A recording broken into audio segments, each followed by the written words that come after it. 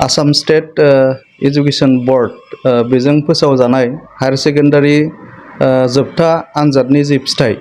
बेखौ दिनै फोसावदों आरो बे फोसावनायाव जोङो तामुलपुर जिल्ला दुलाराय बर' फरायसा आफादनि मावथि हिसाबै जोबोद गोजोननाय मोनदों। मानोना दिनैनि जि फिथाइ फोसावनाय बे फिथाइ फोसावनायाव जोङो तामुलपुर जिल्लाया आसामनि मादावनो जोङो साइन्स स्ट्रिमाव जोंहा 98.39 बे पारसेन्ट लानानै आसामनि मादावनो सेथि जायगा जोङो तामुलपुर जिल्लाया आवग्रिनो हादों। कमार्स स्ट्रिमाव जोंहा 98.95% लानानै नैथि माने आसाम मादावनो नैथि मासि आवग्रिनानै उथ्रिसार जानो हादों आरो बेबायदिनो आर्ट्सआवबो 88.63% लानानै मोजाङै जोंनि फरायसाफ्रा तामुलपुर जिल्लायाव उथ्रिसारनो हादों आरो बे जि बिगियान आयदायाव जोंहा आसामनि मादावनो सेथि जायगा आवग्रिनो हानाय आरो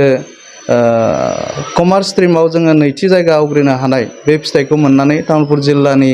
जोङो दुलाराय बर' फरायसा आफादनि बिबानगिरि हिसाबै जों जोबोद गोजोननाय मोनदों आरो बियो थारैनो जोबोद बाख्नायथावना मोनसे फिथाइ होननानै जोङो सानो। मानोना तामुलपुर जिल्लाया माने गोदानै दाजानाय मोनसे जिल्ला, अब्लाबो जोङो जोंनि फरायसा बिथांमोननि गोब्राब नाजानाय, जोंनि फोरोंगिरि बिथांमोननि मोजां फोरोंनाय आरो जोथोनगिरि बिमा बिफामोननि मोजां जोथोन लानायजों दिनैनि नैबे फिथाइया जोंना जोबोर गोग्गाथाव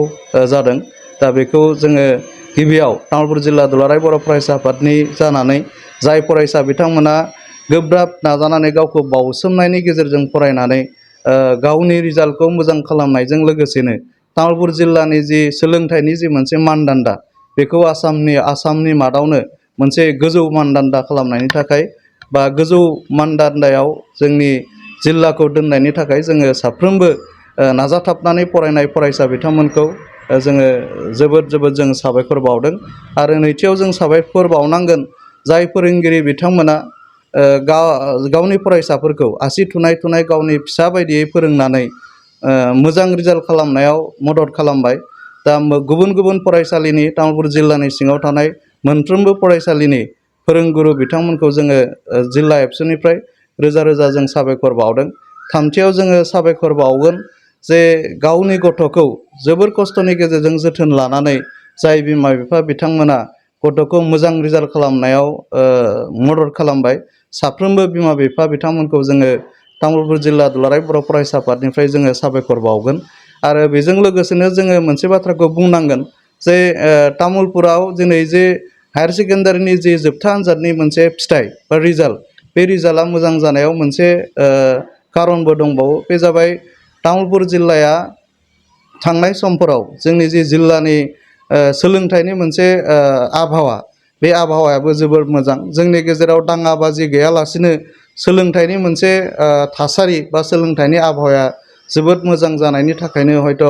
जोंनि फरायसाफ्रा बे मोजां थासारिनि खाबुखौ बिथांमोना लानो हादों। बेयो जोबोद बाख्नायथावना बाथ्रा आरो ओंखायनो आङो दिनै तामुलपुर जिल्ला एबसुनि जानानै तामुलपुरनि सिङाव थानाय गुबुन आफादनि जोंनि दैदेनगिरि, जोंनि माहारियारि आफादफोर, जोंनि माहारियारि आफादनि दैदेनगिरिफोर, लोगोसेनो फरायसा आफादफोर, लोगोसेनो जोंनि समाजनि माखासे दैदेनगिरि बिथांमोन, लोगोसेनो जोंनि राजखान्थिनि माखासे दैदेनगिरि बिथांमोनाबो जोंनि तामुलपुर जिल्लानि जि मोनसे आबहावा बेखौ मोजां खालामनायाव बयबो खौसे खामानि मावदों। जोंनि जिल्लानि सिङाव थानाय साफ्रोमबो जोंनि आइ आफा रायजो राजा बिथांमोनाबो थासारिखौ जोंहा मोजां खालामनायनि थाखाय बिथांमोना खामानि मावदों। ओंखायनो जोंनि तामुलपुर जिल्लायाव थांनाय समफ्राव जे मोनसे गोजोन थासारि जोंहा दङमोन आरो बे गोजोन थासारिखौ खाबु लानानै जोंनि फरायसा बिथांमोना गावखौ बावसोमनानै नाजानायनि गेजेरजों फरायनानै दिनै नैबे जि मोनसे साइन्सआव जि माने सेथि माने जायगा आवग्रिनो हानाय आसामनि मादावनो आरो कमार्स स्ट्रिमाव नैथि जायगा आवग्रिनो हानाया बेयो थारैनो नैबेफोरबायदि जाहोननि थाखाय जाफुंसारदों होननानै जों सानो। आरो आं दिनै नैबे हायार सेकेन्डारिनि जि जोबथा जि आनजादनि जि फिथाइ फोसावनाय गोथार सानाव आङो दिनै खावलायनो लुबैगोन जे दिनै जायफोर फरायगासिनो दङ 2024 मायथाइयाव मेट्रिक आरो हायार सेकेन्डारि आनजादफोर लिरगोन, साफ्रोमबो फरायसा बिथांमोना गावखौ बावसोमनानै नाजाथाबनायनि गेजेरजों जोंनि जि थासारि जि गोजोन मोनसे थासारि दायो जोंनि तामुलपुर जिल्लायाव दङ बे थासारिनि खाबुखौ लानानै गावखौ जाफुंसारहोनायजों लोगोसेनो जोंनि जिल्लाखौबो गोजौ मोनसे मानदान्दायाव दोननो थाखाय बिथांमोनखौ आङो खावलायगोन। लोगोसेनो जाय बिथांमोना दिनै समाजखौ दैदेनो, जाय बिथांमोना दिनै जोंनि माखासे माने गौथुमफोर, जोंनि माहारियारि गौथुम, जोंनि फरायसा आफादफोर, बिनि दैदेनगिरि साफ्रोमखौबो आङो खावलायगोन जेन आथिखालाव जिबायदि मोनसे थासारि दङ बे थासारिखौ जोङो कन्टिनिउ खालामो आरो फैबाय थानाय समावबो जोंनि जि मोनसे थासारि बेखौ जों गोजोन खालामनानै लाखिनो हायो, जाहाथे जोंनि फरायसा बिथांमोना फरायनायाव खाबु जायो आरो बिनि गेजेरजों गावखौ दाफुंनायजों लोगोसेनो जोंनि समाज, हारि आरो जोंनि हादरखौबो गोजौआव दैखांनो थाखाय बिथांमोना खामानि मावनो खाबु मोनो। दा बेखौ आङो इयुन जोलै साफ्रोमबो जोंनि लाइमोन बिथांमोनखौ आं खावलायगोन, जोङो बयबो गावखौ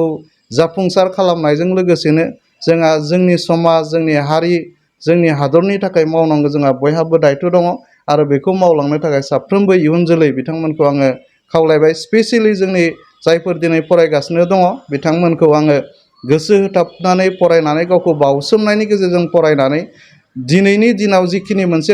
मोजां रिजाल्ट तामुलपुराव फैदों, तामुलपुर जिल्लायाव, बिनिख्रुइ आरो साबसिन रिजाल्ट खालामनो थाखाय आङो जोंनि फरायसा बिथांमोनखौ आङो खावलायबाय।